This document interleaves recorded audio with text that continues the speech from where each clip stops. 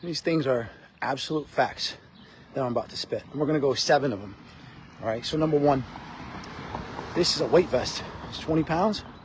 My golf bag is approximately 20 pounds. I enjoy carrying my golf bag and I enjoy walking on the golf course.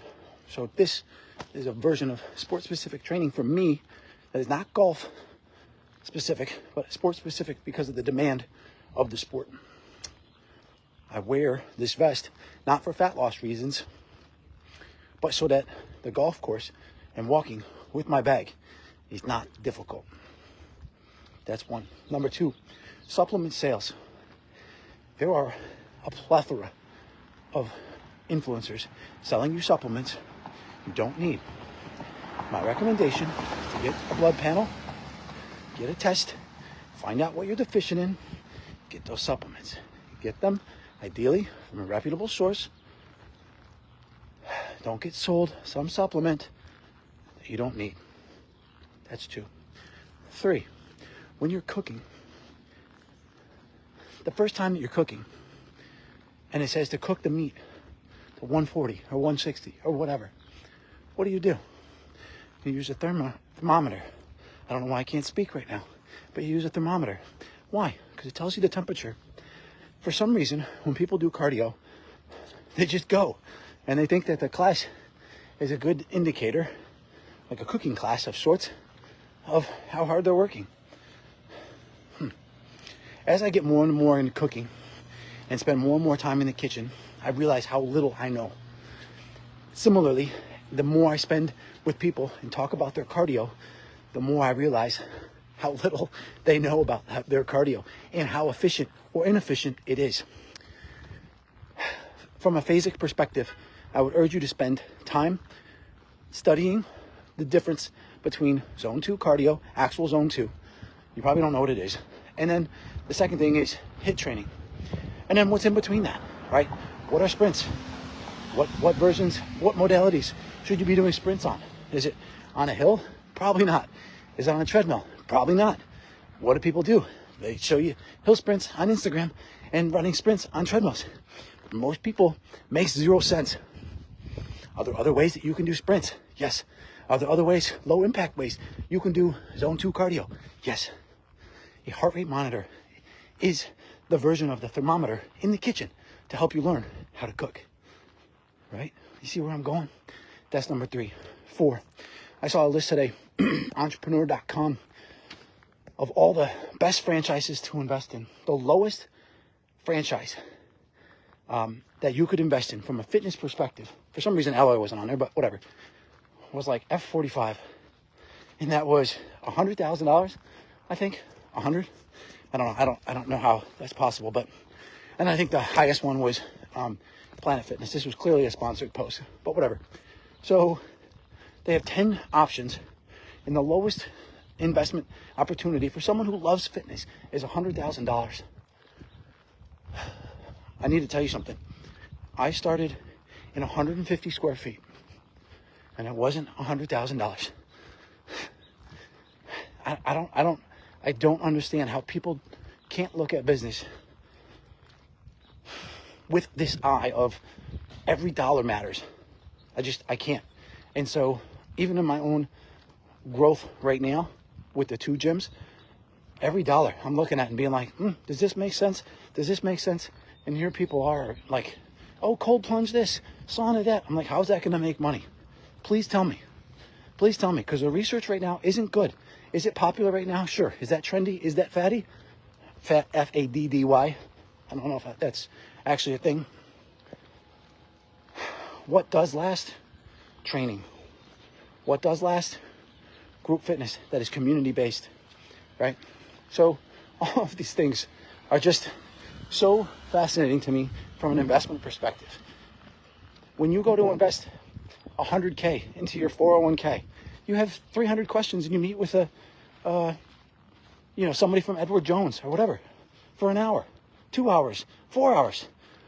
And then all of a sudden people are doing F45 franchises because, I don't know. I just have so many questions. That's number 4. 5, I saw a post from a bodybuilder, CrossFit bodybuilder, this week about golf fitness.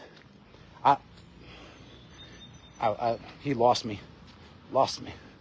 There's all these exercises that you should do, you shouldn't do, that are essential. I'm like, whoa, bro.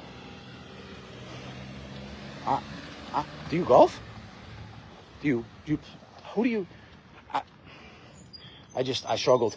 And I made a post, and it didn't save, probably thankfully, because I probably sounded, like, who hurt you? Nobody hurt me. But like, if you don't train golfers, I'm not a postnatal and prenatal expert. Sure, we're postnatal, but I'm not posting about my one client right now, postnatal. I'm not. And saying, if you're postnatal, come train. No, that's not my specialty. Absolutely not. Here they are. He's got 1.6 million followers. Let's post about golf. Gosh. Anyways, that's 5. Golf fitness is very specific to the individual. If they're a golfer and they work out, it's very specific. If they're a golfer and they don't work out, it's not specific. They just need to work out. That was hard. That was complicated. Instagram. 6, the Ninja Creami is real. If you eat protein bars, protein shakes, etc., you're already getting 300 to 400 calories from those. The Ninja Creami is, from a volume perspective, so thick and so fun, because you're basically making ice cream. Like, you're basically turning your pantry into an ice cream parlor, and I'm speaking from experience. But it's also a social thing. So like, you do it, and then your spouse does it, and then you're talking about it with other people. And I don't have an influencer code, not selling you my Ninja Creami, so don't ask for it. And you get your protein. And then I'm going to get to this in a second, but by having a little bit of sweets, right, you're all right. You're good. You're not like having 300 calories, 600 calories of sweets. You're getting a low dosage, right? So the Ninja Creami, and I'm just now getting into the swing again, just on a daily basis. Tonight's is cookies and cream. It's just, I don't know. It just makes sense. We bought ice cream for a couple weeks ago, and it was 2 ice cream cones. It was $19. I was like, okay. I value service. I value restaurants and what they do. $19 for 2 people. God, if you have a family, if you have 5 kids, I have a friend who has 5 kids. $60 to go get ice cream? Bro, Ninja Creami makes even more sense. Not even a question. I think that's 6.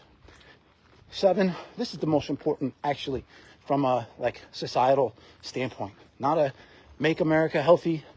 Like, I'm not against it, I'm not for it. I've just been in the game too long to know that, 20 years ago, this didn't exist, and 20 years from now, it's not going to exist. That's a guarantee. If you write on the wall in your kid's room, no graffiti or no writing on this wall, what are they going to do? What are they going to do? You know the answer. They're going to write on the wall. And so when you say, these things are bad, this is bad, these foods are bad, okay? Context matters. In addition, that context is that people are more likely to be like, oh, let me have that, or this is bad. Like, if you give somebody foods that are off limits, what do?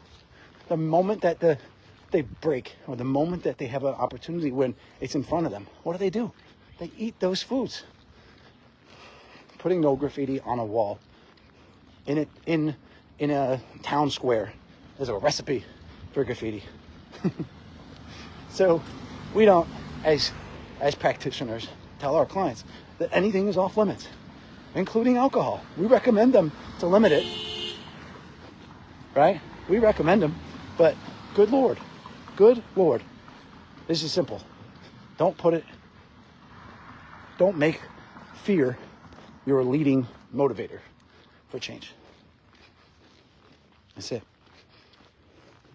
This is a weight vest. That's a golden retriever. Did you know? This is 8. This is a bonus. People with dogs walk more. That's it. Have a good day.